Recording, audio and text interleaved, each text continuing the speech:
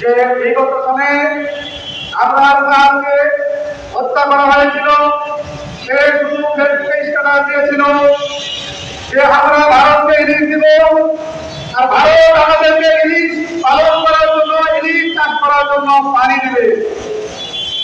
এইটার অপরাধে আমরা প্রাণকে তৃতীয় হত্যা করেছিল এই ভারতের যারা আওয়ামী গুন্ডারা, তারা আবরারকে হত্যা করেছিল।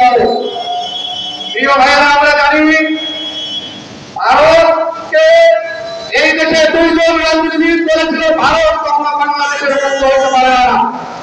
এক নম্বর মাওলানা ভাসানী, দ্বিতীয় নম্বর মাওলানা ফজলুল করিম রহমতুল্লাহ। প্রিয় ভাইয়েরা আমার, আমরা সবাই জানি যে ভারতকে আমরা যতটা উদ্ধার করেছি তার প্রতিদান ভারত আমাদেরকে ততবার ক্ষতি করেছে। আজকে এই দুর্দিনে ভারত আমাদেরকে না জানলে হঠাৎ পানি দিয়ে বাংলাদেশের জনগণকে যে পরিমাণ বিপদ